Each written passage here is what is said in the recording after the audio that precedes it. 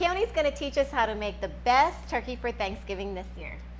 It's going to be the best turkey, and it's going to be in the least possible steps. Let's get started.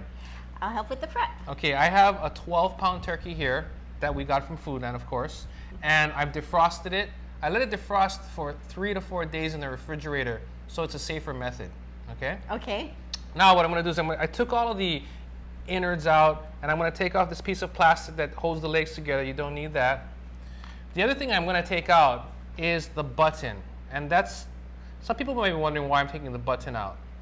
Why are you taking the button out? What happens is it's designed to pop up when the inside hits a certain temperature, but they're also designed to make sure they're absolutely cooked, and sometimes they can pop out when the turkey's overcooked. Oh, okay. So we're going to go with a more precise method and use a thermometer, so we won't really need this, okay? Okay. You want to dry the turkey off, because the drier the turkey is, the better it's going to crisp up. So Cheryl, I'm going to ask you to go ahead with some paper towels here and really just dry up the whole turkey. Get as much of that moisture off as you possibly can. Sometimes what I'll do in the refrigerator is, instead of drying it like this, I'll uncover the turkey and leave it in my refrigerator for overnight, and the air will help dry off the skin as well. Okay, so it looks pretty good. I mean, really, really pat that dry. Great. Now we have some aromatics that we're going to stuff into the cavity. I have celery, I've got onions, we've got some carrots, I have some fresh thyme, garlic, and lemons. Now I want you to take a nice mixture of this and shove it into the cavity here. Okay, and this is not the stuffing. This is not the stuffing, and that's a great question here. I'll hold for you. You go ahead and push it in the cavity. Oh. The reason why we're not stuffing dressing into this turkey here, and that's a hotly sort of debated question, should you stuff the turkey or not, is that it's going to help the turkey cook quicker if we don't stuff it, and it's also a safer method. Because the turkey can take a long time to roast throughout and get that internal temperature if you stuff it, you sort of run the risk of food contamination, okay? Oh, okay. So our recommendation is not to stuff the turkey, but to make your dressing and then bake it separately. So when this is cooked, should we not eat this part that I'm stuffing in the turkey? Yeah, these right now? aromatics are just for flavor. So once the turkey's done being roasted, we're not gonna go ahead and eat those. Okay. Okay. It helps give some flavor to the turkey. It will help keep some structure on the turkey. But don't eat it. Okay. Okay. That looks wonderful. Now the next part that we're gonna do is truss the turkey.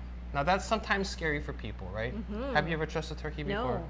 Now there's two different ways. There's sort of the right way or the classic way to do it, and there's a quicker way to do it. Okay, let's do the quick way. Okay, what you want to do is, with the wings here, you're going to fold them under the turkey.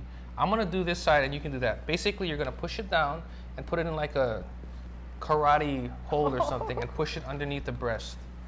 It's pretty easy, right? Yeah. So what you're doing now is you're exposing the breast to be able to roast well, and you're holding it firm like that. Okay. Now, what we're going to do is we want to tie the legs together so when it roasts, they're not spread out like that as the muscles tense up. So we're going to tie them just together like this. Now, the classic way would be to tie it, run the twine around here, and go underneath. Okay. But it works and it's beautiful, but this will work just fine for our purposes. So I'm going to, in fact, if you want to just hold those together, you got it? I'm going to take the twine up around the legs.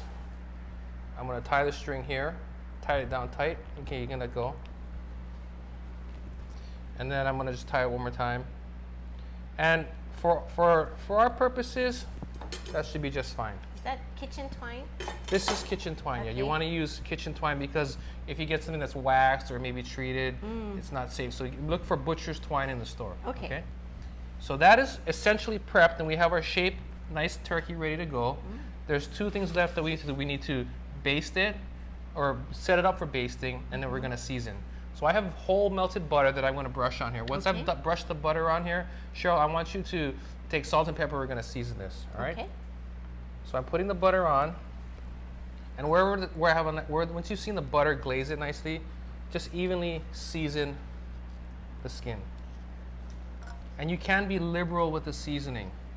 You have to remember that you try to get enough seasoning on the entire outside of the bird that's going to have to sort of get in there with the slices as well. Okay.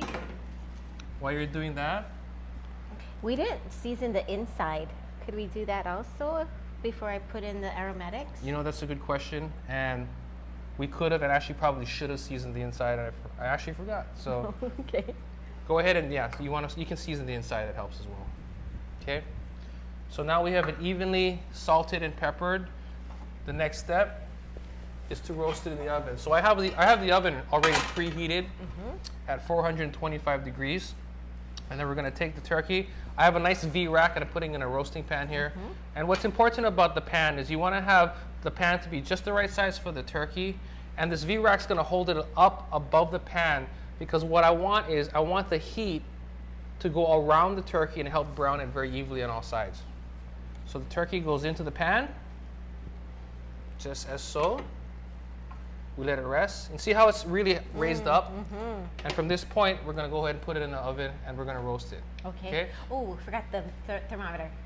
Well, the thermometer, remember, once when it's in the oven, we're going to go and check it while it's roasting. Oh, okay. So the thermometer does not sit in here okay. while we have it in the oven. Okay?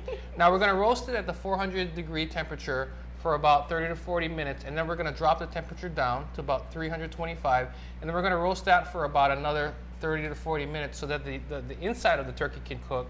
And then we're going to check the temperature. Depending on what the temperature is what we're going to decide whether we need to go longer or if we need to go higher temperature just for the last 10 minutes to get more color. If you find that the turkey is not coloring the way you want, you can increase the temperature to help brown. And what happens if some of the areas are getting too burnt? That's a great question. If some of the areas get too dark or starting to get dark, maybe you might have the top high points getting dark, just take a piece of foil, cover the dark side, and that will stop that piece from getting dark while the rest of the pieces of the turkey can catch up. Okay. All right? So we're going to put this in the oven. While it's in the oven, we do want to make sure that every 20 or 30 minutes, we're going to go ahead and baste the turkey as well. So this turkey is ready to go. It's temping out at 165 degrees internal on the breast. Wow, that's the best looking turkey I've ever seen. And the best part about it is you made it. That's right. For more great tips and recipes, visit us at foodland.com.